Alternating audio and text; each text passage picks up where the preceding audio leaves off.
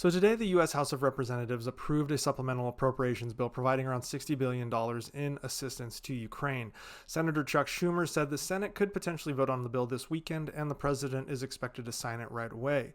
Now, the logistics involved in transporting U.S. material to Ukraine's front line means there could be a delay. It could be several weeks before this new assistance starts to actually impact the battlefield.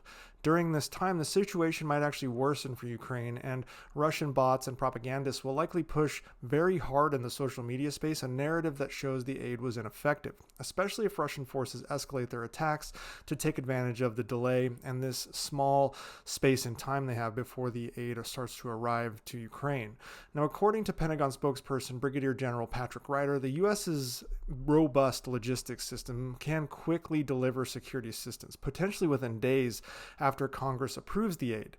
But the issue is Ukrainian logistics. Despite recent improvements in Ukrainian military logistics, their systems haven't fully adapted to a sudden large influx of materials. And frankly, no system could instantly distribute such large quantities of materials along a front line like this. Consequently, Ukrainian forces are likely to continue to face shortages of artillery ammunition and air defense interceptors, possibly until June. These shortages may allow Russian forces to make small tactical gains and weaken Ukrainian defenses with various glide bomb strikes and their somewhat pseudo air superiority they have right now. Now, the ongoing material shortages are compelling Ukraine to conserve ammunition and prioritize resources for critical frontline sectors, heightening the risk of Russian breakthroughs if they manage to surprise the Ukrainians in less well-equipped areas. The overall frontline remains more vulnerable than the slow pace of the Russian advances might suggest. The possibility of significant Russian advances persist, although the Ukrainian command may soon take some short-term risks with the dwindling supplies to prevent such advances in anticipation that they probably will be plussed up with this new aid package. Now, Celeste Wallander, the U.S. Assistant Secretary of Defense for International Security Affairs, mentioned that the Pentagon would quickly begin moving ammunition, artillery, and air defense assets once the aid is approved. In anticipation of the bill being passed, the U.S. has been preparing the first batch of renewed security assistance, although the final decision on the size and the contents of this aid have not yet been made. Some munitions, especially critically needed items such as 155mm artillery rounds and air defense missiles for the Patriot batteries, could be sent almost immediately from U.S. storage facilities in Europe, where the U.S. maintains a robust pre-positioned stockpile. Other types of assistance might take longer to reach Ukraine depending on their current location. Now, in response, Russian forces are likely to ramp up their offensive operations. Along with missile and drone strikes, they're probably going to push with more armored and infantry attacks to take advantage of what is now a dwindling window of opportunity that is presented by Ukrainian material constraints. With the dry conditions currently in spring and ongoing shortages in Ukrainian supplies, these intensified operations aim to exploit vulnerabilities before this Western security assistance arrives. Additionally, Russia aims to leverage weaknesses in Ukraine's air defenses to potentially cripple the Ukrainian energy grid and inflict long-term damage on Ukraine's infrastructure and defense industrial capabilities, specifically its drone manufacturing.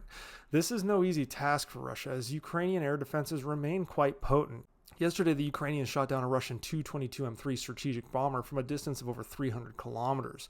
Therefore, despite the increased defensive operations from Russia, they likely won't achieve any meaningful gains, and they will all but be stopped once Ukrainian forces are better equipped. Over the past 6 months, Russian forces have managed only a few hundred kilometers of tactical gains during these Ukrainian shortages, and this is in a country that is well over 600,000 square kilometers in area. So they are unlikely to force a major breakthrough that could collapse the Ukrainian front line while this aid is getting delivered. However, they might still achieve operational advances, particularly in areas on the front line such as Avdiivka or near Chasiv Yar, which is where they have been pushing recently. Russian strategies may include sustained or even intensified missile and drone attacks on Ukrainian transportation infrastructure, trying to limit Ukraine's ability to move manpower and receive the materials that the United States and other European countries are pushing to Ukraine. Furthermore, with anticipated improvements in Ukrainian air defenses, Russian forces may intensify their glide bomb strikes sooner rather than later, aiming to cause extensive damage while they can.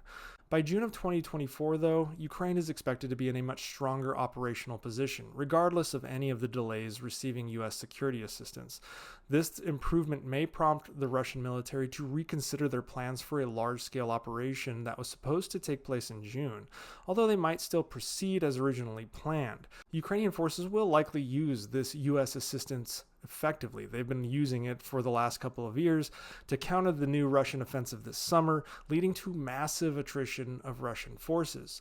Ukraine is also addressing its manpower issues and plans to continue rotating troops to rest and rebuild weakened units, though it will take time for these efforts to have a significant impact.